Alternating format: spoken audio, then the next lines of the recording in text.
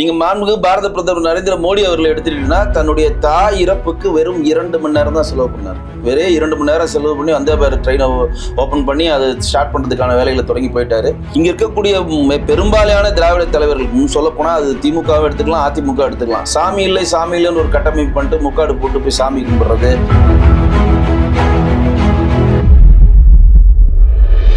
உங்கள் வீட்டுள்ளேயே உங்களுடைய கொள்கைகள் நீங்கள் ஸ்ட்ராங்காக பரப்ப முடியாது. நீங்கள் பொது வழியில் விட்டு எங்களை பற்றி இப்போ கேவலமாக பேச வேண்டிய அவசியம் என்ன?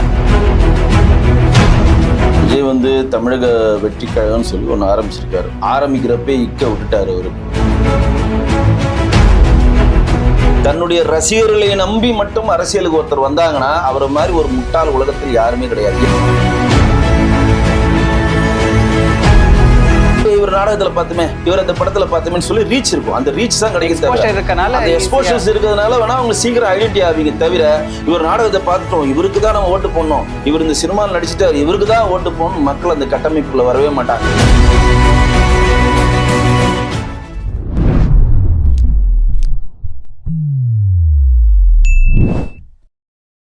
எல்லாருக்கும் வணக்கம். நான் உங்க கிருஷ்ணா. நீங்க பார்த்துட்டு இருக்கிறது தேர்ட் ஐ தமிழ். இன்னைக்கு நம்ம நிகழ்ச்சியில் வந்திருக்கிற கெஸ்ட் நிறைய பிரிவுகளில் இவரை நம்ம டிஸ்கிரைப் பண்ணலாம். ஏன்னு பார்த்துக்கிட்டிங்கன்னா இவர் ஒரு ஃபில்ம் ஆக்டர், ஃபில்ம் ப்ரொடியூசர், அது மட்டும் இல்லாமல் சென்ட்ரல் போர்ட் ஆஃப் ஃபில்ம் சர்டிஃபிகேஷனில் இவர் ஒரு அட்வைசரி பேனல்லே வந்திருக்காரு. அதையும் தாண்டி பார்த்திங்கன்னா நம்ம தமிழ்நாட்டுடைய மாநில பாஜக செயலாளரான திரு வெங்கடேசன் அவர்கள் தான். வணக்கம் சார். வணக்கம். ரொம்ப நன்றி நம்மளுடைய நிகழ்ச்சிக்கு வருகை தந்ததுக்கு. நன்றி. ஸோ நீங்கள் இப்போ பாலிடிக்ஸ் அண்ட் ஃபிலிம்ஸ் ரெண்டுத்துலேயுமே உங்களோட அனுபவங்கள் இருக்கு இல்லைங்களா?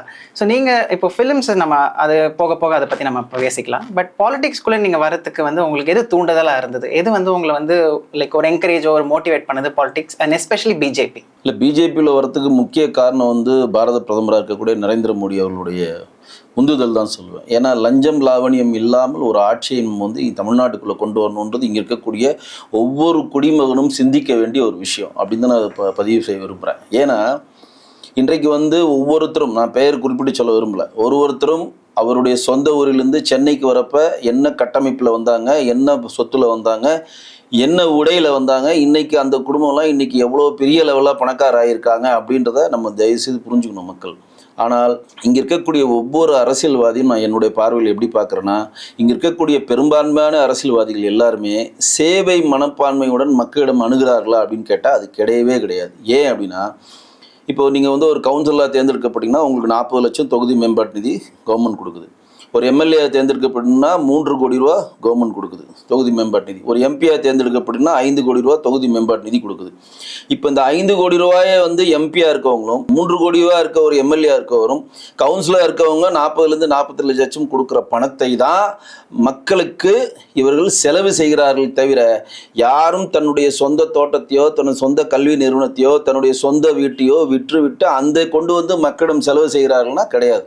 அப்போ நம்ம மக்களால் கொடுக்கப்படுற வரிப்பணத்தை அரசாங்கிடம் கொடுக்குறோம். அரசாங்கம் அதை பிரித்து தொகுதி வாரியாக கொடுக்கறது, அதை மேம்பாட்டு செய்யவும் அதை கரெக்டாக அந்தந்த துறைக்கு செலவு பண்ணுறதுக்கான ஒரு ஆட்களை தேர்ந்தெடுக்கிற விதமாக தான் இங்கே அரசியல் பார்க்கப்படுகிறது. தவிர இங்கே இருக்கக்கூடிய அரசியல்வாதிகள் யாரும் கக்கனோ காமராஜரால் எல்லாருக்கும் பொதுவாக குழந்தைகள் இருக்கிறது, வாரிசுக்கு சொத்து சேர்க்குறாங்க, பங்களா வாங்குறாங்க, கோடை காலங்கள் வெளிநாடு டூர் போகிறாங்க, எப்போ ஒரு 2 நாள் கிடைச்சாலும் சிங்கப்பூரில் இருக்கிறாங்க, லண்டனில் இருக்கிறாங்க, எல்லாரும் போகிறாங்க. அப்போ இங்கே எல்லாமே எதை நோக்கி நகர்றாங்கன்னா சுயநல வாழ்க்கையை நோக்கி தான் நகர்றாங்க. அரசியலை எப்படி பார்க்குறாங்க, ஒரு வேலையாக பார்க்குறாங்க. ஆமா, இப்போ நீங்க அரசியல் ஒரு வேலை தானே. அவங்களுக்கு 5 கோடி ரூபா நான் கொடுக்குறேன், எம்பிக்கு 5 கோடி ரூபா செலவு பண்றாரு. அவர் என்ன சேவை செய்யறாரு? 3 கோடி ரூபா எம்எல்ஏ கொடுக்குற 3 கோடி ரூபா அவர் செலவு செய்யறாரு. அவர் என்ன சேவை செய்யறாரு? அப்ப நீங்க மாண்புமிகு பாரத பிரதமர் நரேந்திர மோடி அவர்களை எடுத்துட்டீங்கன்னா தன்னுடைய தாய் இறப்புக்கு வெறும் 2 மணி நேரம் தான் செலவு பண்ணார். வெறும் 2 மணி நேரம் செலவு பண்ணி வந்தே பாரத் ட்ரெயினை ஓப்பன் பண்ணி அதை ஸ்டார்ட் பண்றதுக்கான வேலைகளை தொடங்கி போயிட்டாரு. தன்னுடைய சொத்து மதிப்பு நீ காட்டியிருக்காரு, 2லேருந்து 3 கோடி ரூபா காட்டியிருக்காரு. அதுவும் அவர் வாங்கிய சம்பளம். அந்த சம்பளத்தையும் அவர் உடையாதான் தைத்துக் கொள்கிறார். இங்க இருக்கக்கூடிய நிறைய பேருக்கு தெரியல, நரேந்திர மோடி அப்படி உடை பண்றார், லட்சக்கணக்காக உடை பண்றார், 10 லட்சக்கணக்காக உடை போடுறாருன்னா இன்றைக்கு உலகம் ஃபுல்லா சுத்துகிற இந்தியாவுடைய பிரதமர் எப்படி உடை அணிய வேணும்னு ஒரு வரைமுறை இருக்கிறது. ஏன்னா உலகம் ஃபுல்லா சுத்துறாரு. அமெரிக்கா போகிறார், ரஷ்யா போகிறார், இந்தியாவில் இருக்கக்கூடிய எல்லா உலகத்தில் இருக்கிற அனைத்து நாடுகளுக்கு அவர் செல்றப்ப நம் நாட்டினுடைய பிரதிபலிப்பை உடையின் மூலம் காட்ட வேண்டிய கட்டாயம், அதுவும் அவர் சொந்த செலவில் செய்து கொண்டு அந்த உடைகளை ஏலம் விட்டு அந்த உடைகளை ஏலம் விட்டு வர பணத்தை கங்கையை சுத்தபத்திர மேம்பாட்டு திட்டத்துக்கு கொடுக்குறார். அப்ப தன்னலம் கருதாத ஒருத்தர் இருக்கார். நான் முன்னாடி குறிப்பிட்டு சொன்ன பாரு, இப்போ வந்து மோடிஜி அவர்கள் தன் குடும்பத்துக்காக எதுவும் சேர்க்கல, தன் சகோதரருக்காக எதுவும் சேர்க்கல, தனக்காக எதுவும் சேர்க்கல. அவருக்கு சொந்தமாக கார் இல்லை, சைக்கிள் இல்லை, வீடு இல்லை, எதுவுமே இல்லை. தனக்காக எதுவுமே சேர்க்காமல் தனக்காக கொடுக்கப்பட்ட வேலையை மிக பிரமாதமாக லஞ்ச லாவணியம் இல்லாமல் கரெக்டாக செய்கிறது அவருடைய உந்துதல் பேர் தான் நான் பிஜேபிக்கு வந்தேன். Very good. ஸோ இப்போ நீங்கள் பிஜேபி அப்படின்னு நம்ம சொல்லும் பொழுது இப்போது தமிழ்நாட்டில் வந்துட்டு மெஜாரிட்டி பார்த்துக்கிட்டிங்கன்னா திமுக, அதிமுக இந்த 2 கட்சிகள் தான் இத்தனை வருட காலமாக வந்து தமிழ்நாட்டை ஆண்டுட்டு இருக்கு, கரெக்டுங்களா? ஸோ இப்போ வந்து பிஜேபின்னு ஒரு கட்சி உள்ளே வரும்போது நிறைய பேர் பொதுவாக இருக்கிற மக்கள்னு சொல்கிறேன், லைக் அவங்க வந்துட்டு பிஜேபி எப்படி வர முடியும் அப்படின்னு சொல்லிட்டு பலருமே கேள்வி எழுப்புறாங்க. அட் த சேம் டைம் நான் உங்கள்கிட்ட என்ன கேட்க விரும்புகிறேன்னா, பிஜேபியோட வளர்ச்சியை நீங்கள் இப்போ வரைக்கும் எப்படி பார்க்குறீங்க? அண்ட் பிகாஸ் நீங்கள் அதில் இருக்கீங்க, செயலாளராக இருக்கீங்கிறதுக்காக உங்களுக்கு தெரியும். அண்ட் அதோட எதிர்காலம் எப்படி இருக்கும்? அது வந்துட்டு லைக் இந்த 2 கட்சியும் உடைச்சிட்டு அது வருமா அப்படின்றது ஒரு கேள்வி. இல்லை, இப்போ அதாவது ஒரு விஷயம் தெளிவாக தெரிஞ்சுக்கங்க. இங்கே மக்கள்லாம் திராவிட கட்சியின் ஆட்சியினுடைய வெறுப்புணர்வின் உச்சத்தில் இருக்கிறாங்க. திராவிட கட்சிகள் ஆட்சியில் இன்றைக்கு நீங்கள் மெரினாவில் போய் ஒரு 4 தலைவர்களுடைய சிலைகளை, இப்போ 4 தலைவருடைய நினைவு சின்னங்களை பார்த்தீங்கன்னா, அந்த நினைவு சின்னங்கள் இருக்கக்கூடிய 4 தலைவர்களுடைய தனிப்பட்ட வாழ்க்கையும் பொது வாழ்க்கையும் பார்த்தீங்கன்னா நிறைய பிரச்சனைகள் இருக்குது. ஆனாலும் ஒரு குறிப்பிட்ட பேர் அவர்களை விரும்புவதனால அது சிலையாக கொண்டாடப்படுறாங்க. இப்போ கிட்டத்தட்ட ஏடிஎம்கேக்கு டிஎம்கேக்கும் 2021 நடந்த தேர்தலில் எவ்வளோ வாக்கு வித்தியாசம்னு உங்களுக்கே தெரியும். கிட்டத்தட்ட ஒரு 3% தான் வாக்கு வித்தியாசத்தில் அவங்க ஜெயிக்கிறாங்க. அப்போ டிஎம்கேவுக்காக வேணும் வாக்களித்தவர்கள் ஒரு 40% பேருனா, திமுகவுக்கு வேணான்னு வாக்களித்தவர் 60% பேர் இருக்கிறாங்க. ஆனால் நம்ம அரசியலோட கட்டமைப்பு இந்த 40% வாக்களித்து பெரும்பான்மையானதுனால அவங்ககிட்ட நம்ம ஆட்சியை கொடுத்தோம். அப்போ 60% பேர் வெறுப்பில் தான் அங்கே இருக்கிறாங்க. அப்போ இங்கே இருக்கக்கூடிய திராவிட மாயிலிருந்து நாம் ஃபஸ்ட்டு வெளியே வரணும். எப்படின்னா, இங்கே இருக்கக்கூடிய பெரும்பாலான திராவிட தலைவர்கள் சொல்லப்போனால் அது திமுகவை எடுத்துக்கலாம், அதிமுக எடுத்துக்கலாம். சாமி இல்லைன்னு ஒரு கட்டமைப்பு பண்ணிட்டு முக்காடு போட்டு போய் சாமி கும்பிட்றது. அப்புறம் நம்மளுடைய பாரம்பரியமான எந்த விஷயத்தையும் நம்பாமல் பொது வழியில் போட்டு நம்மளுடைய இந்து தர்மத்தையும் சனாதன தர்மத்தையும் தவறாக பேசுறது. ரெண்டாவது கேவலம் அரசியல் ஓட்டுக்காக சிறுபான்மையை திருப்திப்படுத்த வேண்டுன்றதுக்காக இந்து சமய நூல்களிலும் இந்து கோயில்களை பற்றியும் இந்து சமய நூல்களை பற்றியும் இந்து வரலாற்றை பற்றியும் இந்து பாரம்பரியத்தை பற்றியும் நம்மளுடைய வாழ்வையில நம்ம ஒரு இந்துவாக பிறந்து இந்துவாக சாக வேணும்னு ஒரு கட்டமைப்பு வரதை உடைத்து இந்த மாதிரி பேசினா, இப்போ கூட ஒரு லேட்டஸ்டா ஒரு நிகழ்வு பார்த்தா ரொம்ப மன வருத்தக்கூடிய ஒரு செய்தியா இருந்துச்சு. என்னன்னா, பிஜேபியோட ஒரு கூட்டணி இருக்க வரைக்கும் மாண்புமிகு முன்னாள் தமிழக முதலமைச்சராக இருந்த எடப்பாடி பழனிசாமி எங்கு பார்த்தாலும் எந்த பொது மேடையில் பார்த்தாலும் திருநூறு வச்சிருந்தார். பிஜேபியில் கூட்டணி முறிஞ்சிட்டு அவங்களுக்கு சிறுபான்மையை சப்போர்ட் பண்ண ஆரம்பிச்சோன்னா திருநூறு மறைக்கிறார். இது என்ன அரசியல்? இது என்ன மாதிரி ஒரு கட்டமைப்பு? வேஷம் போட்டுக்கிறார். எதுக்கு இந்த வேஷம்? நான் கேட்கிறேன். கேவலம் ஓட்டு. ஒரு படத்துல தளபதி படத்துல ரஜினி சொல்வார், வெறும் பணம் அப்படின்னு. கேவலம் ஓட்டு. அந்த ஓட்டை வாங்கி நீ என்ன சாதிக்க போற? அந்த அதிகாரத்தை பெற்று நீங்க என்ன பண்ண போறீங்க? உணர்வில்லாத ஒரு அதிகாரத்தை வைத்து நீங்க என்ன பண்ண போறீங்க? நேற்று ஒரு உணர்வும் இன்றைக்கு ஒரு உணர்வு இருக்குன்னா உங்களை எப்படி நம்பகத்தன்மையில் அவங்க நம்புறது? இன்றைக்கு வீட்டில் இருக்கக்கூடிய அனைவரும் சாமி, அவருடைய மகள் திருவண்ணாமலையில் போய் கிரிவலம் போறாங்க. மாண்புமிகு முதலமைச்சர் ஸ்டாலினுடைய மகள் செந்தாமரை, மாண்புமிகு முதலமைச்சர் ஸ்டாலினுடைய மகள் அவருடைய மருமகள் துர்காவும் பார்த்தீங்கன்னா எல்லா கோயில் கும்பாபிஷேகத்தையும் போய் கலந்துக்கிறாங்க. வீட்டிலுள்ளே எல்லாரும் சாமி கும்பிட்றாங்க. அவர் மருமகனாக இருக்கக்கூடிய சபரீசன் திருச்செந்தூர்ல சத்ருயாகம் பண்றாரு. எல்லாரும் கும்பிட்றாங்க. ஆனால் நான் கும்பிட மாட்டேன் அப்படின்ட்டு வெளியில நான் நாத்திகவாதி அப்படின்னு நீங்க சொன்னீங்கன்னா, உங்கள் வீட்டுள்ளேயே உங்களுடைய கொள்கைகள் நீங்கள் ஸ்ட்ராங்காக பரப்ப முடியாது. நீங்கள் பொது வழியில் விட்டு எங்களை பற்றி இப்போ கேவலமாக பேச வேண்டிய அவசியம் என்ன? இந்த இந்து தர்மத்தை பற்றியும் சனாதன தர்மத்தை பற்றி பொது வழியிலேயே பேசணும். என் மனைவி உதயநிதி ஸ்டாலின் ஒரு மீட்டிங்கில் சொல்கிறார், என் மனைவியாக இருக்கக்கூடியவர்கள் கிறிஸ்தவ மதத்துக்கு மாறிட்டாங்க, நானும் அப்பயே கிறிஸ்தவ மதத்துக்கு மாறிட்டேன், நான் அடிப்படையாக ஒரு கிறிஸ்தவன் தான் அப்படின்னு நீங்கள் சொல்கிறப்ப அவரவர் மார்க்கம் அவரவருக்குன்னு அவர் சொல்லணும். இஸ்லாம் மதம் என்ன சொல்லுது? உன் மார்க்கம் உனக்கு பெருசுனா என் மார்க்கம் எனக்கு பெருது. என் மார்க்கத்தை தரக்குறவா பண்ணா உன் மார்க்கத்தை தரக்குறவா நம்ம பேசக்கூடாது. அவரவர்களுக்கு அவர் மார்க்கத்தை நோக்கி நகருங்கள். இங்க இருக்கக்கூடிய நாங்கள் எல்லா மக்களையும், இங்க இருக்கக்கூடிய இந்துக்களை ஆகட்டும், இங்கே இருக்கக்கூடிய கிறிஸ்தவ மக்களே ஆகட்டும், இங்கே இருக்கக்கூடிய இஸ்லாம் சகோதரர்களாகட்டும், சமண மதத்தை சேர்ந்தவர்களாகட்டும், பார்சி மதத்தை சேர்ந்தவர்களாகட்டும், சீக்கிய மதத்தை சேர்ந்தவர்களாகட்டும், எல்லாரும் நாங்கள் என்ன சொல்கிறோம்? எல்லாரும் வாருங்கள், இந்தியாவில் அதிகாரத்தை பெறுங்கள், வாழுங்கள், நன்றாக இருங்கள். நீங்கள் வேற்றுமையில் ஒற்றும் மாதிரி நீங்கள் வெவ்வேறு மதத்தை சேர்ந்தவர்களாக இருக்கும், வெவ்வேறு சாமியை கும்பிடுவதாக இருந்தாலும் உணர்வால் இந்தியர்களாக இருங்கள். இதுதான் நம்ம வைக்கக்கூடிய கேள்வி. பிஜேபியோட ஒரே பிரச்சார திட்டம், எங்களை மாதிரி ஆட்கள்னா நாங்கள் ஒரே திட்டமாக பொதுவெளியில் என்ன சொல்றதுன்னா, நீங்கள் எந்த சாமியை வேணா கூப்பிட்டு எந்த ஜாதிக்காரனை வேணா கல்யாணம் பண்ணிக்க, இங்கே ஜாதி மத பேதம்லாம் யாருமே பார்க்கல. சாமி கும்பிட்ற முறை உங்களுக்கு வேறுபட்டா இருக்கலாம். ஒருத்தர் வந்து கிறிஸ்தவ முறைப்படி கும்பிடலாம், ஒருத்தர் இஸ்லாம் முறைப்படி கும்பிடலாம், ஒருத்தர் சீக்கிய முறைப்படி கும்பிடலாம். அதெல்லாம் உங்களுடைய தனிப்பட்ட உரிமை, அதில் மாற்றே கிடையாது. ஆனால் நீங்கள் வந்து என்ன மாதிரி வழிபாட்டத்தை நீங்கள் ஏற்றுக்கொண்டிருந்தாலும் உணர்வால் இது நமது நாடு, இது நமது இந்தியா, இது நமக்கு வந்து நம் இந்தியா அப்படின்ற ஒட்டுமொத்த இந்தியாவில் இருக்கக்கூடிய 140 கோடி மக்களும் உணர்வால் இந்தியராக இருங்கள் தான் நம்ம அடிப்படையாக சொல்கிறோம். உணர்வால் இங்கே இருக்கக்கூடிய இலவசங்களை வாங்கி கொள்கிறோம், இங்கே இருக்கக்கூடிய காற்றை நாங்கள் சுவாசிப்போம், இங்கே இருக்கக்கூடிய விளைநிலங்களை விளைவதையெல்லாம் நாங்கள் சாப்பிட்டுப்போம், இங்கே இருக்கக்கூடிய அரசாங்கம் கொடுக்குற எல்லா சலுகைகளையும் பெற்றிருப்போம். ஆனால் பாகிஸ்தான் ஜிந்தாபாத்னு ஒருத்தர் சொன்னால் எப்படி அனுமதிக்கிறது? அது யார் அனுமதிப்பாங்க? என் மக்கள் பாடுபட்டு உனக்கு எல்லா விஷயங்களையும் கொடுத்த பிறகு நீ பாகிஸ்தான் ஜிந்தாபாத் சொல்றதை எப்படி அனுமதிக்க முடியும்? காலிஸ்தான் போராளிகள் வந்து பஞ்சாபை பிரிச்சுட்டு போகணும்னு சொல்றதை எப்படி அனுமதிக்க முடியும்? அப்ப நீங்கள் எதை வேணாலும் பண்ணிக்கொள்ளுங்கள், ஆனால் உணர்வு உங்களுடன் இந்தியனாக இருங்கள் அப்படின்றத நம்ம சொல்றோம். ஓகே, அதுதான் பிஜேபியோட கொள்கைன்னு சொல்லுவோம். ஆமா. இப்போ வந்துட்டு நம்ம அரசியல்ன்ற பட்சத்தில் இப்போ தமிழ்நாட்டில் பார்த்துக்கிட்டிங்கன்னா மெஜாரிட்டி சினி பேக்ரவுண்டில் இருக்கிறவங்களும் வந்துட்டு அரசியலுக்கு வந்திருக்காங்க. அவங்க தான் பெரிய பொசிஷன்லேயும் வந்திருக்காங்க, நம்மளுக்கே தெரியும். ஸோ உங்களுக்கு சினிலையுமே ரிலேஷன் இருக்கனால இப்போ விஜய் அவர்களும் அரசியலுக்கு வந்திருக்காரு இல்லைங்களா? ஸோ அதை பற்றி நீங்கள் என்ன நினைக்கிறீங்க? 2026 வந்துட்டு நிறைய பேர் வந்து சொல்கிறாங்க கண்டிப்பாக அவர் வந்து வரதுக்கான வாய்ப்புகள் இருக்குது. ஏன்னா ரசிகர்கள் கூட்டம் அவ்வளோ இருக்குது, அவ்வளோ பேர் சம்பாதிச்சிருக்காங்க. ஸோ அவர் இப்போலேருந்து அந்த ஸ்டாண்ட் எடுக்கிறனால அன்னைக்கு வந்துட்டு டெஃபினட்டாக ஒரு டஃப் காம்படிஷனாக இருக்கும், அவர் ஜெயிக்கிறதுக்கு வாய்ப்புன்னு நிறைய பேர் சொல்கிறாங்க. ஸோ அதை பற்றி உங்களுடைய கருத்து என்ன சார்? விஜய் வந்து தமிழக வெற்றி கழகம்னு சொல்லி ஒன்று ஆரம்பிச்சிருக்காரு. ஆரம்பிக்கிறப்பே விட்டுட்டார் அவர், அந்த டைமே விட்டுட்டார் அதாவது மக்கள் நீதி மையத்தினுடைய கமலஹாசன் வந்து மக்கள் நீதி மையம்னு சொல்லி ஒரு கட்சி ஆரம்பித்தார். அந்த மையம் வந்து தமிழில் வந்து யாயம்னு போட்டிருப்பார். மையம் அப்படின்னா என்ன அர்த்தம்னா பிணம்னு அர்த்தம். தமிழில் சுத்த தமிழில் நீங்கள் பார்த்தீங்கன்னா பிணம் அப்படின்னு அர்த்தம். அதெல்லாம் அந்த சின்ன வயசுல நீங்களாம் ஒரு 40 ஒரு 50 60 வருடத்துக்கு முன்னாடிலாம் பிண வரையில அந்த மையத்தை தூக்குறா அப்படின்னு தான் சொல்லுவாங்க. மையம்னு அவர் எப்படி எழுதணும்னா யாயும் அப்படிதான் எழுதணும். சென்டர்னு நம்ம சொல்லுவோம்ல, மத்தியில் இருக்கிறது மையத்தில் இருக்கிறது சொல்லுவோம், அந்த யாயும் தான் போடணும். அதையே வந்து அவர் அந்த ஒரு பிழை பண்ணாரு. இன்னைக்கு வரை அந்த பிழையை அவர் சரி பண்ணல. அதே மாதிரி ஒரு தமிழக வெற்றி கழுது விட்டு ஒரு பிழை பண்ணாரு. நம்ம எல்லாம் தமிழ் ஆர்வலர்லாம் ஒரு பெரிய ப்ரெஷர் பண்ணோம்னா இப்போ அதை சரி பண்ணிட்டார். எதுக்கு முதல்ல இருந்து சொன்னா, முதல் கோணல் முற்றிலும் கோணல் எப்படி கமலுக்கு ஆரம்பிச்சதோ அதே முதல் கோணல் முற்றிலும் கோணல் தான் விஜய். தன்னுடைய ரசிகர்களை நம்பி மட்டும் அரசியலுக்கு ஒருத்தர் வந்தாங்கன்னா அவரை மாதிரி ஒரு முட்டாள் உலகத்தில் யாருமே கிடையாது. ஏன்னா தமிழ்நாட்டில் வந்து ஒட்டுமொத்தமா 8 கோடி பேர் இருக்காங்கன்னா 6 கோடி பேர் ஓட்டு போடுறான். அந்த 6 கோடி பேரும் பல்வேறு ஜாதியை சேர்ந்தவன், பல்வேறு மதத்தை சேர்ந்தவன், பல்வேறு ஸ்டார்களுக்கு ரசிகராக இருக்குவன். அப்போ ஒரு அரசியல் தலைவராக இருக்கவன் எப்படி இருக்கணும்னா எல்லா ஸ்டாரோடைய ரசிகர்களையும் தன் வசப்படுத்தினால்தான் ஓட்டு வாங்க முடியும். இப்போ விஜய்க்கு வந்து ஒரு தொகுதியில் வந்து இப்போ விஜய் வந்து சென்னை தொகுதியில் நிற்கிறாரு, விரும்பாகத்தில் மட்டும் அவர் ரசிகர் இருக்கிறாங்கன்னா விரும்பாகத்தில் இருக்கவரையும் ஓட்டு போட்டாங்கன்னா அவர் ஜெயிக்க முடியுமா? சென்னை தொகுதி எம்பி தொகுதி 6 தொகுதி இருக்குது. டி நகர், சைதாப்பேட்டை, சோழிங்கநல்லூர், மயிலாப்பூர், விருகம்பாக்கம்னு சொல்லிட்டு 6 தொகுதிகள் இருக்குது. அந்த 6 தொகுதியிலும் சேர்ந்தவர் போடணும். அப்போ நீங்கள் முதல்ல ஒரு விஷயத்தை இங்கே அரசியல் கட்சி ஆரம்பிக்கிறவங்களும் நேரடியாக சொல்கிறேன், விஜய் அவர்களும் இதை இந்த காணொலியை கொண்டு போய் சேர்க்கணும். நீங்கள் அரசியல் கட்சி ஆரம்பிக்கிறது எல்லாரும் ஜெயித்த எம்ஜிஆர் அவர்களையும் ஜெயலலிதா அவர்களையும் கருணாநிதி அவர்களையும் மட்டும் நீங்கள் பார்க்கிறீர்கள். தோத்த லிஸ்ட் பெரிய லிஸ்ட் இருக்கு.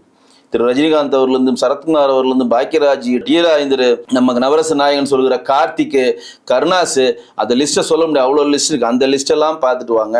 அப்போ எம்ஜிஆர் மட்டும் எப்படி ஜெயிச்சாரு? எம்ஜிஆர் மாதிரி நம்ம ஏன் மற்ற அரசியல் கட்சிகள் ஜெயிக்கல? அப்படி அரசியல் கட்சி தலைவர் வந்து சினிமாவில் வந்து ஏன் ஜெயிக்க முடியலன்னா, இங்கே இருக்கக்கூடிய நிறைய பேர் இந்த கட்டமைப்பை மறக்கிறாங்க. எம்ஜிஆர் 1972 கட்சி ஆரம்பித்து 1977 அரிய நிலை ஏறினாங்கன்ற டிசைன் மட்டும் தான் இங்கே இருக்கக்கூடிய மக்களுக்கு புரிகிறது. ஆனால் 1972 முதலே 40 வருட காலம் எம்ஜிஆர் அரசியல் இருந்தார். காங்கிரஸ் இருந்தார், வெகு காலமாக காங்கிரஸ் இருந்தார். திமுகவுடைய மேல் சபை உறுப்பினராக 2 வாட்டி இருந்தார். மேல் சபை உறுப்பினராக 1 வாட்டி இருந்தார். திமுக எம்எல்ஏவாக 2 வாட்டி இருந்தார். சிறுசேமிப்பு தலைவராக வந்து 1 வாட்டி இருந்தார். திமுகவுடைய பொருளாளராக இருந்தார். ஒட்டுமொத்த கட்டமைப்பு திமுக எப்படி வளர்ந்து கொண்டிருக்கிறதோ எம்ஜிஆரையும் சார்ந்து வளர்கிறது. இன்றைக்கு இருக்கக்கூடிய திமுக 1967 ஆட்சி பிடிச்சாலும் அண்ணாதுரை வந்து கூட்டாஞ்சோறு வச்சு தான் ஆட்சி பிடிச்சார். காகிதம் இல்லத்தை சேர்த்துக்கிட்டாரு, நாம் தமிழர் சீபாயத்தினை சேர்த்துக்கிட்டாரு, ராமசாமி படையாட்சி சேர்த்துக்கிட்டாரு, முஸ்லீம் லீக்கை சேர்த்துக்கிட்டாரு. எல்லாரும் கூட்டாஞ்சோரா கிட்டத்தட்ட 15 கட்சிகளை கையில் வைத்துக் கொண்டு தான் ஆப்போசிட் இருக்கக்கூடிய காங்கிரஸ் எடுத்து 1962 ஆட்சி பிடிச்சாங்க. 67 அதே 1972 அண்ணாதுரை வந்து 2 வருஷத்துல இறக்குறாரு. 69 கலைஞர் முதலமைச்சராக 72 வந்து தனி மெஜாரிட்டியா திமுக ஜெயிக்குது. அந்த 72 திமுக தனி மெஜாரிட்டியா ஜெயிக்கிறதுக்கான மூல காரணம் அன்றைக்கு திமுகவுடைய கொள்கைகளை மக்களிடம் கொண்டு போய் சேர்த்தது திரு எம்ஜிஆர் அவர்கள். அப்ப 1972 எம்ஜிஆர் கட்சியை விட்டு வெளியில வரப்ப அவருக்கு ஏற்கனவே அங்க இருக்க பூத் வயசு, மக்கள் வயசு, கொடி வயசு, அவருடைய ஆட்கள் அங்க இருக்கிறாங்க, ஆல்ரெடி இருக்கிறாங்க. நேத்து வரையும் கருப்பு சிவப்பு சட்டை போட்டுருந்தவன் எம்ஜிஆர் வந்தோன்னா டப்புன்னு வந்து கருப்பு சிவப்பு வேலையை போட்டு மாறிட்டாங்க. அப்ப இவரோட டிசைன் ஆல்ரெடி பிக்சடா இருக்கு, ஆல்ரெடி அவருடைய ஆட்கள் அங்க இருக்கிறாங்க, அவர் ரசிகர்கள்ன்றப்ப ஈஸியா மாறுறாங்க. விஜய்க்கு அந்த மாதிரி என்ன டிசைன் இருக்கு, என்ன எஃபர்ட் போட்டா, என்ன எஃபெக்ட், என்ன டிசைன் இருக்கு? 40 அதான் சொன்ன உங்களுக்கு பதிவு செய்ய 40 வருட காலம் அரசியல் இருக்கிறாரு. திராவிட அரசியல் ஒரு 15 வருட காலம் இருக்கிறாரு. திராவிட அரசியல் 1949 திராவிட முன்னேற்ற கழகம் ஆரம்பிச்சாலும் 1967 தான் ஆட்சி பிடிக்கிறாங்க.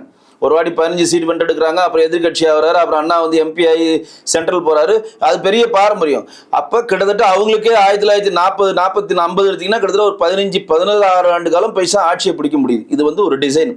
இந்த 16 ஆட்சி 15 ஆண்டுகள் வந்து திராவிட கட்சிகள் இங்க இருக்கிறப்ப அங்க இருக்கக்கூடிய அடிமட்ட தொண்டனும் எம்ஜிஆருக்கு தெரிந்திருக்கிறது. ஒவ்வொரு தொகுதியிலும் எத்தனை சட்டமன்ற எத்தனை கவுன்சிலர் இருக்கிறான், ஒவ்வொரு தொகுதியிலும் சட்டமன்ற உறுப்பினர் எங்க இருக்கிறான், அவன் யாரை சார்ந்து இருக்கிறான், யார் ரசிகரா இருக்குன்னு எம்ஜிஆருக்கு தெரியும். எங்கெங்க கொடி இருக்கிறது, எங்கெங்க நம்ம கட்டமைக்கு இருக்கிறது, எங்கெங்க வீக்கா இருக்குது, எல்லா விஷயங்களும் தெரியும். இது ஒண்ணு. ரெண்டாவது, எம்ஜிஆர் வந்து கட்சி ஆரம்பிச்சோன்னா அந்த டிஎம்கேல இருக்கிற பாதி பேர் வர தயங்கினாங்க. சரி, இப்போ வந்து ஆட்சியில் இருக்கிறோம். 1977 அவங்க வந்து ஆட்சிகள் இருக்காங்க. திமுக பயங்கர சப்போர்ட்டா பெரிய லெவலில் தனிப்பெரும்பான்மையான எம்ஜிஆரால் ஜெயிச்சு இருக்கிறாங்க. அப்போ இங்கே இருக்கிற ஆட்சி அறியாது இருக்கப்ப எம்ஜிஆர்னு ஒருத்தர் அதிகாரில் விட்டு ஏன் போகணும்னு சொல்லி அவர் பயந்தப்ப குட்டி குட்டி தலைவர்ல எம்ஜிஆர் உருவாக்குனார். அவர் உருவாக்குன தலைவர் தான் VT விஸ்வநாதன், அவர் உருவாக்குன தலைவர் தான் ராமசாமி, உடையார் ராமசாமி, அவர் உருவாக்குன தலைவர் தான் திருநாகரசு, அவர் உருவாக்குன தலைவர் தான் AC சண்முகம், அவர் உருவாக்குன தலைவர் தான் JPR, அவர் உருவாக்குன தலைவர்னு சொல்லிட்டு போனா வரிசையா நான் சொல்லிக்கிட்டே போவேன். தாமரைக்கண்ணி, ஸ்ரீவில்லிபுத்தூர் தாமரைக்கண்ணிலிருந்து வரிசையா சொல்லிட்டு இதெல்லாம் அவர் உருவாக்கின தலைவர்கள். தலைவரை தேடி எம்ஜிஆர் அளவில்லை, தன்னிடம் இருப்பவரை தலைவராக்கினார். அவருக்கு ஒரு கட்டமைப்பு உருவாக்கினார். திமுக எதிராக ஒருத்தர் வந்து இப்ப துரைமுருகன் அவர்கள் எடுத்தீங்கன்னா பொதுப்பணித்துறை அமைச்சராக இருந்தார். துரைமுருகன் இப்ப பொதுப்பணி அமைச்சர் இல்லை, இப்ப வந்து அவருக்கு நீர்வளத்துறை அமைச்சராக கொடுத்திருக்காங்க. அந்த துரைமுருகன் வந்து எம்ஜிஆருடைய உதவியில் படித்து ஸ்காலர்ஷிப் MP. அப்ப இவரோட டிசைன் ஆல்ரெடி பிக்சடா இருக்கு, ஆல்ரெடி அவருடைய ஆட்கள் அங்க இருக்கிறாங்க, அவர் ரசிகர்கள்ன்றப்ப ஈஸியா மாறுறாங்க. விஜய்க்கு அந்த மாதிரி என்ன டிசைன் இருக்கு, என்ன எஃபர்ட் போட்டா, என்ன எஃபெக்ட், என்ன டிசைன் இருக்கு? 40 அதான் சொன்ன உங்களுக்கு பதிவு செய்ய 40 வருட காலம் அரசியல் இருக்கிறாரு. திராவிட அரசியல் ஒரு 15 வருட காலம் இருக்கிறாரு. திராவிட அரசியல் 1949 திராவிட முன்னேற்ற கழகம் ஆரம்பிச்சாலும் 1967 தான் ஆட்சி பிடிக்கிறாங்க. ஒரு வாட்டி 15 சீட் வென்றெடுக்கிறாங்க, அப்புறம் எதிர்கட்சி ஆகிறாரு, அப்புறம் அண்ணா வந்து MP ஆகி சென்ட்ரல் போறாரு. அது பெரிய பாரம்பரியம். அப்ப கிட்டத்தட்ட அவங்களுக்கே 1940 50 எடுத்தீங்கன்னா கிட்டத்தட்ட ஒரு 16 ஆண்டு காலம் பைசா ஆட்சியை பிடிக்க முடியுது. இது வந்து ஒரு டிசைன். இந்த 16 ஆட்சி 15 ஆண்டுகள் வந்து திராவிட கட்சிகள் இங்க இருக்கிறப்ப அங்க இருக்கக்கூடிய அடிமட்ட தொண்டனும் எம்ஜிஆருக்கு தெரிந்திருக்கிறது. ஒவ்வொரு தொகுதியிலும் எத்தனை எத்தனை கவுன்சிலர் இருக்கிறான், ஒவ்வொரு தொகுதியிலும் சட்டமன்ற உறுப்பினர் எங்க இருக்கிறான், அவன் யாரை சார்ந்து இருக்கிறான், யார் ரசிகரா இருக்குன்னு எம்ஜிஆருக்கு தெரியும். எங்கெங்க கொடி இருக்கிறது, எங்கெங்க நம்ம கட்டமைக்கு இருக்கிறது, எங்கெங்க வீக்கா இருக்குது, எல்லா விஷயங்களும் தெரியும். இது ஒண்ணு. ரெண்டாவது, எம்ஜிஆர் வந்து கட்சி ஆரம்பிச்சோன்னா அந்த டிஎம்கேல இருக்கிற பாதி பேர் வர தயங்கினாங்க. சரி, இப்போ வந்து ஆட்சியில் இருக்கிறோம். 1977 அவங்க வந்து ஆட்சிகள் இருக்காங்க. திமுக பயங்கர சப்போர்ட்டா பெரிய லெவலில் தனிப்பெரும்பான்மையான எம்ஜிஆரால் ஜெயிச்சு இருக்கிறாங்க.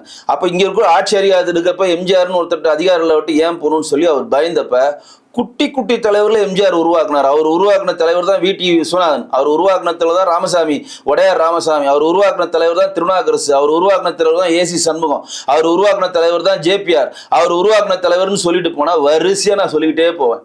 தாமரைக்கண்ணி, ஸ்ரீவில்லிபுத்தூர் தாமரைக்கண்ணிலிருந்து வரிசையா சொல்லிட்டு இதெல்லாம் அவர் உருவாக்கின தலைவர்கள். தலைவரை தேடி எம்ஜிஆர் அளவில்லை, தன்னிடம் இருப்பவரை தலைவராக்கினார். அவருக்கு ஒரு கட்டமைப்பு உருவாக்கினார். திமுக எதிராக ஒருத்தர் வந்து இப்ப துரைமுருகன் அவர்கள் எடுத்தீங்கன்னா பொதுப்பணித்துறை அமைச்சராக இருந்தார். துரைமுருகன் இப்ப பொதுப்பணி அமைச்சர் இல்லை, இப்ப வந்து அவருக்கு நீர்வளத்துறை அமைச்சராக கொடுத்திருக்காங்க. அந்த துரைமுருகன் வந்து எம்ஜிஆருடைய உதவியில் படித்து ஸ்காலர்ஷிப் MP லாயர் ஆனார், வழக்கறிஞர் ஆனார். ஆனா எம்ஜிஆர் கட்சி ஆரம்பிக்க அவர் போல, கலைஞர் மேல் பட்டு கொண்டு அவர் இருந்தார், இங்கே இருந்தார் போல. அதனால எம்ஜிஆர் வந்து துரைமுருகன் நாம தான் படிக்க வச்ச, நீ ஏன் வரலன்னு எம்ஜிஆர் கேட்கல. தன்னிடம் யார் யார் இருக்கிறாரோ, சைதை துரைசாமி சாதாரண ஒரு நபரா இருந்தார், அவரை கொண்டு வந்து தலைவராக்கினார். ஜெயலலிதா அம்மா கொண்டு வந்து தலைவராக்கினார். VN ஜானகி ஆக்கினார். யார் யார் தன்னிடம் இருந்தாரோ அனைவரையும் தலைவராக்கினார். இந்த பான்பு, இந்த பங்கு வந்து எம்ஜிஆர் என்ற இன்ஜின் ஸ்ட்ராங்கா இருந்ததுனால பொட்டிகளாக தேசி சண்முகம், திருநாவுக்கரசு, சாத்தூர் ராமச்சந்திரன், இப்போ நான் சொல்றேன் பாருங்க, இந்த பொட்டிகள் ராமசாமி ஆகட்டும், ஜேபிஆர் ஆகட்டும், இந்த பொட்டிகள்லாம் ஈஸியாக கரை சேர்த்து இன்றைக்கு அரசியலில் செட்டில் ஆயிட்டாங்க. இன்னைக்கு தனிப்பெரும்பான்மையாக அவங்க ஒரு கட்டமைப்புக்குள்ள இன்னைக்கு திருநாவுக்கரசு அவர்களுக்கு அறந்தாங்களா மிகப்பெரிய ஒரு ஸ்ட்ராங்கா இருக்காரு. அருப்புக்கோட்டையில் KSSR ராமச்சந்திரன் மிகப்பெரிய ஒரு ஸ்ட்ராங்கா இருக்காரு. இவர் நம்ம மேட்டூர்ல செம்மலை மிகப்பெரிய ஒரு ஸ்ட்ராங்கா இருக்காரு. இவரெல்லாம் தனிச்சு அந்த காலத்திலே அதாவது எந்த கட்சி இல்லாமல் சுயேட்சையா நின்று ஜெயித்தவர்கள் இவங்களாம். அந்த காலத்துல ஸ்ரீவில்லிபுத்தூர்ல ஜெயலலிதா எதிர்த்து ஸ்ரீவில்லிபுத்தூர்ல அப்ப ஜெயிச்சாரு. இவர் யாரு? நம்ம தாமரைக்கணி. இந்த மாதிரி சில தலைவர் இருக்கிறாங்க. எல்லாரையும் ஐடென்டி பண்ணி எம்ஜிஆர் தலைவரை உருவாக்குனார். அப்ப எதுக்கு இந்த வரலாறு சொல்ல விரும்புறேன்னா, ஓவர் நைட்ல எம்ஜிஆர் ஒபாமா ஆகல. சும்மா 71ல் திரும்ப நடிகர் நிப்பாட்டி 72ல் கட்சி ஆரம்பிச்சு 77 ஆட்சி பிள்ளை. அதற்கு முன்னாடி அவர்களுடைய அரசியலுடைய கட்டமைப்பு 40 வருடங்கள் இருக்கு. அப்போ பூத் வைஸ் ஃபில் பண்றது அன்றைக்கு மிகப்பெரிய ஒரு டிஸ்டன்ஸ். இப்போ கூட சொல்றேன், தமிழ்நாட்டில் 2 பெரிய கட்சிகளுக்கு தான் 100% பூத்தை ஃபில் பண்ணியிருக்காங்க. இப்பயும் சொல்றேன், ஒரு திமுகவுடைய ஒரு தெருவுள்ள ஒரு வார்டு உள்ள அது திமுக சம்பந்தப்பட்ட ஆட்கள் போனோம்னா அந்த வார்டுல ராமசாமி எங்க இருக்கான், குப்புசாமி எங்க இருக்கான், மாடசாமி எங்க இருக்கிறான்றத ஃபிங்கர் டிப்ஸ்ல அந்த வார்டு இருக்குன்னு சொல்லுவான். உள்ள ஒரு நலத்திட்ட உதவி வந்தோன்னா ஃபர்ஸ்ட் உள்ள எடுத்துட்டு போனவனே, டே நமக்கு ஓட்டு போடுவான், இவனுக்கு கூட ஃபர்ஸ்ட் இவனுக்கு போட எல்லாமே கொடுத்து முடிச்சா மிச்சம் இருக்கா இவனுக்கு கூட அப்படின்னு கொடுப்பான். அந்த அளவு அவங்களுடைய அந்த பேஸ் வச்சிருக்காங்க. அதை நம்ம போய் குறை சொல்ல முடியாது. திமுகவும் அதிமுகவும் மாறி மாறி இங்கே தமிழ்நாட்டில் ஆட்சி பிடிக்கிற ஒரே காரணம் கட்டமைப்பை ரொம்ப ஸ்ட்ராங்காக வேறு ஒன்றி வச்சிருக்காங்க. மாற்று இல்லை. அந்த பேஸ்மெண்ட்டை இப்போ பிஜேபி உடைக்குது. பிஜேபி அது உடைக்குது அந்த பேஸ்மெண்ட்டை. ஏன்னா 2 கட்சிகளுமே ஒரு மாயை நோக்கி தான் நகராத தவிர இந்த 2 கட்சிகளுக்கும் எந்த ஒரு கொள்கையும் இல்லை. அதே தான் விஜய் அவர்களுக்கும். விஜய் அவர்கள் ஒன்றுமே சொல்ல வேணாம். ஜெயிச்ச எம்ஜிஆரும் ஜெயிச்ச ஜெயலலிதா அவர்களும், ஜெயலலிதா ஜெயிச்சதும் பெரிய கஷ்டம். அவங்க ரெட்டை சேவல் சின்னத்தில் இன்னும் பெரிய பிரச்சனைகளை மாட்டாங்க. அதுக்கப்புறம் வழக்கு வந்துச்சு, பெரிய அவங்க ப்ராசஸ் பெருசு. ஜெயிச்சவர்களை மட்டும் திரு விஜய் பார்க்காமல் தோத்தவர்களுடைய லிஸ்டையும் பார்க்கணும். கூடுற கூட்டெல்லாம் ஓட்டாகாதுன்றதை புரிஞ்சிருக்கும். விஜய்க்கு ஓட்டு போடுகிற அனைவரும் விஜய் ரசிகர்களாக மட்டும் இருந்தாலும் விஜய் ஜெயிக்க முடியாது. ரஜினி ரசிகர்களும் விஜய்க்கு ஓட்டு போடணும், கமல் ரசிகர்களும் விஜய்க்கு ஓட்டு போடணும், சூர்யா ரசிகர்களும் போய் இந்த கட்டமைப்புக்குள்ள ஒரு தலைவன் என்றைக்கு வளராருனோ அவர் தான் அரசியலில் பெருந்தலைவராக ஆட்சியை பிடிக்க முடியும். அது இல்லாட்டி நானும் சந்தைக்கு போனேன், நானும் கட்சியில் இருக்கிறேன், நானும் அரசியல் இருக்கிறேன்னு படம் காட்டிக்கலாம் தவிர வெற்றி பெற முடியாது. சார், நீங்கள் எனக்கு ஒரு கேள்வி. இப்போ என்னென்னா, இப்போ நீங்களும் ஃபிலிம்ஸ்லேயே இருக்கீங்க, பாலிடிக்ஸ்லேயே இருக்கிறீங்க இல்லையா? ஸோ நீங்கள் எது முதல்ல நீங்கள் நுழைஞ்சிங்க? மீன் ஃபிலிம்ஸில் நீங்கள் பாலிடிக்ஸ்குள்ளே வந்தீங்களா, இல்லை பாலிடிக்ஸ்க்கு அப்புறம் ஜஸ்ட் பேஷனுக்காக ஃபிலிம்? இல்லை, நான் பேசிக்காக ஒரு ஊடகவியாளர், ஒரு பத்திரிகையாளர். நான் எல்லா சேனல்லையும் பெரிய பெரிய பொறுப்பில் இருந்துட்டு அதுக்கப்புறம் அரசியலுக்கு வந்தேன். அரசியலில் நம்ம சீட்டு கொடுத்து வென்றெடுத்து காக்க வந்த பிறகு நம்ம ஃபிலிமில் எடுக்க ஆரம்பித்தோம். நண்பர்கள் கூப்பிட்டாங்கன்னா மட்டும் இப்போ நடித்து கொடுத்துட்டு வருது. அதை தேடிலாம் நம்ம அலையிறதில்லை. இது இல்லாமல் ஃபிலிம் சம்மந்தப்பட்ட சில சங்கங்களையும் நம்ம உறுப்பினராக இருக்கும், சில பொறுப்புகளே இருக்கும். நம்ம இப்போ இவங்கெல்லாம் இந்த அரசியல் ஆளுமைகளை நம்ம சொல்ல இல்லைங்களா, அவங்களும் ஃபிலிம் பேக்ரவுண்ட்ஸ்லேருந்து வந்தாங்க. உங்கள் மேலே அந்த இம்ப்ரெஷன் வராதுன்னு நீங்கள் நினைக்கிறீங்களா? ஏன்னா நீங்களும் இப்போ பாலிடிக்ஸில் இருக்கிறீங்க. அதாவது ஒரு விஷயம் தெரிஞ்சுங்க, அரசியல் கட்சியில் ஃபிலிமில் இருந்து ஜெயிக்கலாம் அப்படின்னு நினைக்கிறீங்கன்னா அது ஒரு மிகப்பெரிய ஒரு தவறு. அரசியலுக்கு போகிறவங்க ஃபிலிமில் இருந்தால் அது ஒரு ப்ளஸ், அவ்வளோதான். வெறும் பணத்தால் மட்டும் அரசியலை ஜெயிக்க முடியாது. பணமும் இருந்தால் ஜெயிக்கலாம், ஒரு ப்ளஸ். வெறும் அதிகாரம் இருந்தாலும் மட்டும் நான் முன்னாள் எம்எல்ஏ இந்த ஆடு ஜெயிச்சிருந்தா ஜெயிக்க முடியாது, அதுவும் ஒரு ப்ளஸ். இது எல்லாமே ப்ளஸ் சேர்ந்தா ஜெயிக்க முடியும். தவிர நான் இன்னைக்கு பெரிய ஸ்டார் ஆகிட்டேன், எனக்கு ஓட்டு போடுறான்னா ஒருத்தன் ஓட்டு போட மாட்டான். அவங்களுக்கு என்கிட்ட கோடிக்கணக்கான பணம் இருக்குது, நான் ஒரு ஓட்டுக்கு 2000 கொடுக்குறேன், எல்லா ஓட்டு போடனா ஒருத்தன் ஓட்டு போட மாட்டான். எல்லா கட்டமைப்பும் வரணும், மக்களிடம் நன்மதிப்பை பெற்றிருக்கணும். அட் த சேம் டைம் உங்களை விளம்பரப்படுத்தக்கூடிய உங்களோட தன்மை உங்கள்கிட்ட இருக்கணும். அட் த சேம் டைம் நீங்கள் ஊடகவியாளரோ பத்திரிகையாளரோ சினிமா பிரபலமாக இருந்தால் நீங்கள் ஒரு இடத்துல கொண்டு போய் முகத்தை சேர்க்கறது ஈஸியாக இருக்கும்.